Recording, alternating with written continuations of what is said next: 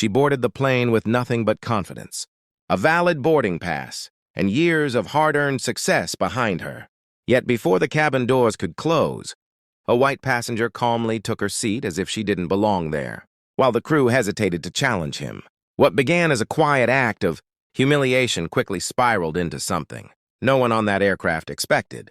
Within moments, the captain made a decision that stopped the entire flight in its tracks. Why would one stolen seat force a plane full of passengers to stay on the ground?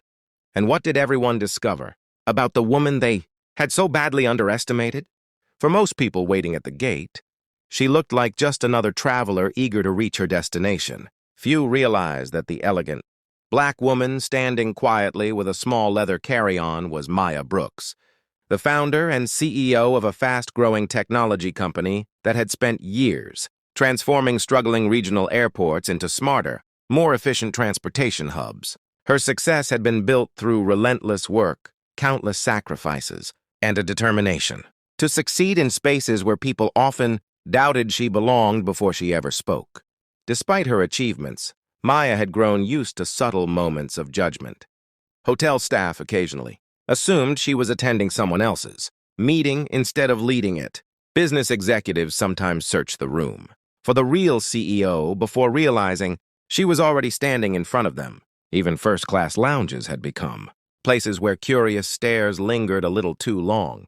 She had learned that wealth, education, and success could open many doors, but they could not always erase deeply rooted prejudice. That morning, Maya was flying to finalize a major partnership that could create thousands of new jobs and reshape airport operations across the country. The meeting represented years of planning, and every minute mattered. She boarded early, located her assigned premium seat, and expected nothing more than a quiet flight where she could review her presentation one final time. Instead, as she stepped into the cabin, she noticed someone comfortably settled in the seat printed on her boarding pass. The man looked completely at ease, as though the seat had always belonged to him. Around them, passengers began paying attention. Flight attendants exchanged uneasy glances, and an uncomfortable silence spread through the cabin. In just a few moments, what should have been an ordinary boarding process would become an incident that no one on that aircraft would ever forget. Maya paused beside the row and looked down at the boarding pass her hand before glancing back at the seat. The numbers matched perfectly. There was no mistake. Yet the white passenger remained comfortably seated, barely acknowledging her presence. His relaxed posture suggested he had already decided the conversation was over before it had even begun. Nearby passengers watched with quiet curiosity. Some looked away, unwilling to get involved. Others exchanged knowing glances, sensing that something uncomfortable was unfolding. The cabin, filled with the usual sounds of luggage being stored and safety announcements beginning, suddenly felt much smaller. A flight attendant approached after noticing the growing tension. Instead of immediately checking the boarding passes, her attention lingered on Maya just a little longer than on the seated passenger. It was a hesitation Maya recognized all too well. She had experienced it in boardrooms, luxury hotels, and exclusive events, a silent assumption that she was the one who needed to prove she belonged. Maya calmly presented her boarding pass. She expected the misunderstanding to be resolved within seconds.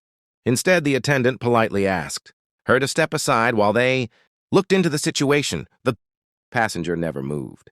He never reached for his own boarding pass. He simply remained seated with complete confidence, as if everyone around him naturally accepted that the premium seat belonged to him instead.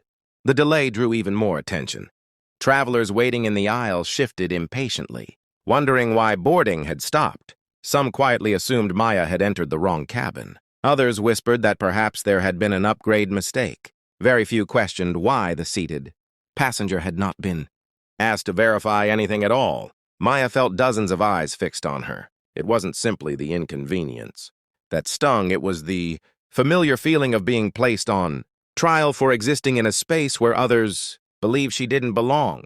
Years of building an international business, leading thousands of employees, and earning respect through relentless work suddenly seemed invisible. In that moment, all anyone appeared to see was a black woman standing in first class, expected to justify her presence. Another crew member arrived, This time, both boarding passes were finally requested. Maya handed hers over immediately. The seated passenger hesitated before slowly reaching into his jacket. That brief pause caught the attention of several nearby travelers, but no one spoke. The atmosphere grew heavier with every passing second. The documents were examined once, then again. The attendants quietly exchanged uneasy looks that passengers couldn't quite read. Instead of resolving the matter, they stepped away together for a private discussion, leaving both individuals exactly where they were. The uncertainty spread through the cabin like a ripple. Boarding came to a complete standstill. Maya remained remarkably composed, refusing to match the growing frustration around her. She knew that showing anger could easily shift the focus away from what was actually happening. Still, inside, she felt the weight of a question that had followed her throughout her career. How many times would she have to prove she deserved to occupy the spaces she... Minutes passed. The aircraft doors remained open. Crew members moved quickly between the cabin and the cockpit. Passengers began checking their watches and asking why the flight had not departed. Rumors spread from row to row, each one more dramatic than the last. Then the captain received a call that changed the atmosphere instantly. Within moments, his expression hardened. He looked toward the front cabin, gave a brief instruction to the crew, and made a decision so unexpected that the entire aircraft fell silent. Before anyone fully understood what was happening, the flight was officially placed on hold, and the real reason behind the stolen seat was finally about to come to light. The captain stepped into the first-class cabin with a calm expression, but the silence that followed his arrival spoke louder than any announcement. Every passenger watched as he accepted the boarding documents from the flight attendants and reviewed them himself. Only seconds later, he reached a conclusion that changed the entire atmosphere. Maya's boarding pass matched the assigned seat perfectly. The other passenger's ticket belonged several rows back in economy. For a brief moment, no one moved. The confidence that had filled the man's face began to disappear as the reality of the situation settled over the cabin. The quiet assumptions that had worked in his favor only minutes earlier were now impossible to ignore. The crew had delayed an entire flight, not because Maya was in the wrong, but because they had hesitated to believe she belonged in the seat she had legally purchased. The captain immediately ordered boarding to stop. The aircraft would not leave the gate until the incident was fully documented. According to company procedures, what had seemed like a simple seating dispute had become a serious operational matter involving passenger, conduct, and crew decision-making. Airport supervisors were called to the aircraft, and the cabin filled with an uneasy silence that felt heavier than any spoken apology. Passengers who had silently watched the confrontation lowered their eyes. Some finally understood that the embarrassment Maya had endured was never about a seat. It was about the speed with which people had accepted the idea that she must be the one who didn't belong. Maya never raised her voice. She never demanded special treatment. She simply stood with quiet dignity as the truth unfolded around her. Her composure became the strongest statement on the plane, exposing how prejudice can influence decisions long before facts are ever checked. As airport officials entered the cabin and began speaking privately with the captain, one question echoed through everyone's mind. The flight had been grounded over a single seat, but the real damage wasn't caused by where someone was sitting. It was caused by the assumptions that had allowed injustice to happen in the first place, and the consequences of those assumptions were only beginning to unfold. When the investigation was complete, the truth was undeniable. Maya had done everything right from the moment she boarded the aircraft. Her boarding pass was valid, her seat assignment had never changed, and she had remained calm, despite being treated as though she needed to prove she belonged. The passenger who had taken her seat was escorted off the plane, while the airline issued a formal apology and opened an internal review into why simple facts had been ignored for so long. As the aircraft finally lifted into the sky, Maya looked out the window, not with satisfaction, but with quiet reflection. She had reclaimed her seat, but she could never reclaim the minutes of humiliation, the questioning stares, or the painful reminder that success does not always protect someone from prejudice. Even after becoming a respected CEO, there were still moments when strangers saw her skin color before they saw her accomplishments.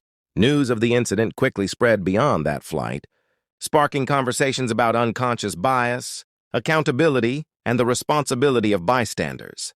Many people admitted they had recognized themselves in the silent passengers, who watched everything unfold without speaking up. Others shared stories of experiencing similar moments, proving that this was never just one isolated incident. It was part of a much larger pattern that countless people continue to face every day. For Maya, the experience became another reason to keep leading with strength, integrity, and grace. She refused to let discrimination define her future, choosing instead to let it strengthen her.